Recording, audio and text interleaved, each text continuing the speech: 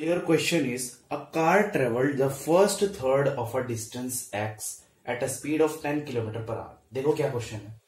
एक ना कार है, ठीक है, ये x डिस्टेंस चली है, x डिस्टेंस ये चली है, x क्या है यहाँ पे डिस्टेंस है, ठीक है।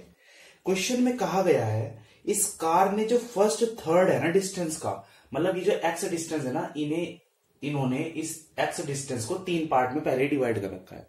ये कह रहे जो पहला 1/3 भाग है ना डिस्टेंस का, मतलब x/3, वो आपकी कार ने जो कवर किया है 10 किलोमीटर पर आवर की स्पीड से कवर किया है, ठीक है। 10 किलोमीटर पर आवर की स्पीड से इस कार ने इतना डिस्टेंस इस स्पीड से कवर किया है, ठीक है। आगे इसने कहा the second third at the speed of 20 kilometre per hour, मतलब जो अगला थर्ड डिस्टेंस है ना, वो उसने कवर किया है किससे, 20 किलोमीटर पर आवर से, ठीक है, 20 किलोमीटर पर आवर से। और जो अगला थर्ड है, लास्ट थर्ड डिस्टेंस, मतलब x/3, जो लास्ट वाला है, वो उसने कवर किया है कितना, 60 किलोमीटर पर आवर की स्पीड से। इसने आपसे पूछ लिया determine the average speed of the car over entire distance x। इस पूरे x डिस्टेंस का आपको एवरेज स्पीड बताना है। देखो एवरेज स्पीड क्या होता है, एवरेज स्पीड होता है total distance upon total time, ठीक है। एवरेज स्पीड होता है अपना total distance upon total time, ठीक है। टोटल डिस्टेंस हमारे पास गिवन है कितना है, x आपका टोटल डिस्टेंस है, भले ही उन्होंने 3 भाग में डिवाइड किया, पर हमें टोटल टाइम नहीं पता, ठीक है। तो हमें टोटल टाइम निकालना पड़ेगा। कैसे निकालेंगे, देखो जब कार इस पॉइंट से इस पॉइंट तक गई है तो उसकी स्पीड ये थी, डिस्टेंस ये था, और स्पीड का फॉर्मूला जो होता है ना, स्पीड को डिनोट करते हैं v से, डिस्टेंस को करते हैं s से अपॉन टाइम। स्पीड का फॉर्मूला था डिस्टेंस अपॉन टाइम। तो हम इतने से का मतलब इस डिस्टेंस को कवर करने का टाइम निकाल सकते हैं इस फॉर्मूले का यूज लेके। स्पीड अपने पास गिवन है 10, डिस्टेंस कितना है वही हमें पता है, x/3 है, ठीक है, और टाइम हमें निकालना है। देखो टाइम को मैं कर रहा हूं लेट t1, ठीक है। सो t1 यहां से मैं निकाल सकता हूं बड़े आराम से। इस t1 को इधर भेज दूं और 10 को नीचे भेज दूं। कैसे, देखो इस t1 को इधर लिख दो, लिख दिया, और इस 10 को नीचे लिख दो। अब इनर इनर आउटर आउटर कर दो, इसके नीचे अपना 1 लगाओ, वो इसके पास जाता अगर होता तो, और 10 किसके पास जाएगा, 3 के पास। तो 10 कहां चला जाएगा आपका, 3 के पास। तो ये क्या हो जाएगा 30, क्योंकि 10 इससे जाके मल्टीप्लाई हो जाएगा, ठीक है। तो आपके पास t1 आ गया।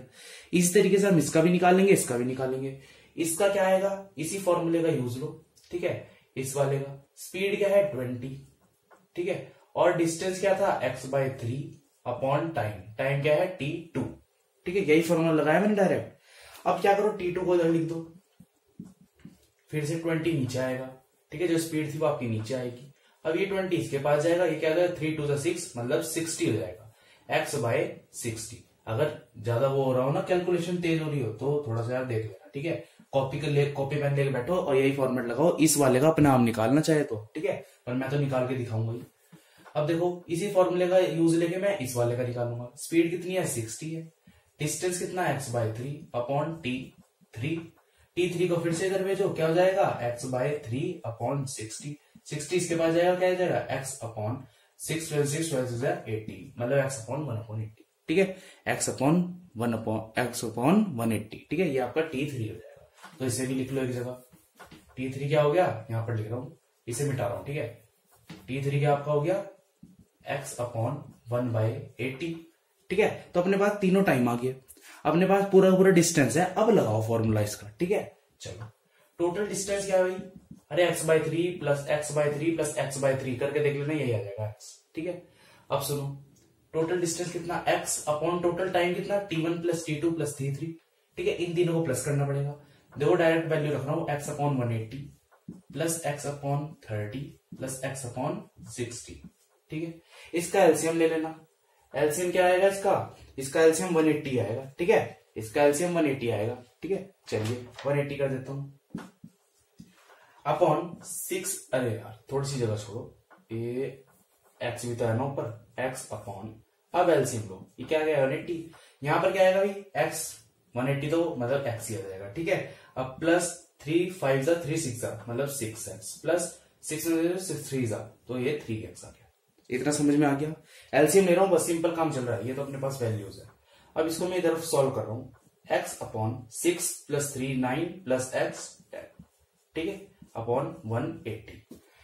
अब x से x कट जाएगा और ये 180 इसके पास जाएगा, ठीक है, क्योंकि ये एक वैल्यू थी, ये एक वैल्यू थी, तो इस इनर इनर आउटर आउटर में ये ऊपर जाता है, ठीक है जी। चलिए बस इनर इनर आउटर आउटर होना चाहिए, वरना बंदा यहाँ पर गलती कर देगा लास्ट में। ये क्या हो जाएगा, देखो एक जीरो से एक जीरो भी कट जाएगी और ये आंसर आ जाएगा आपका 18 किलोमीटर पर आवर। ये आपको क्या आ गया, एवरेज स्पीड आ गई इस जर्नी की। चलिए जी, ये था आपका क्वेश्चन।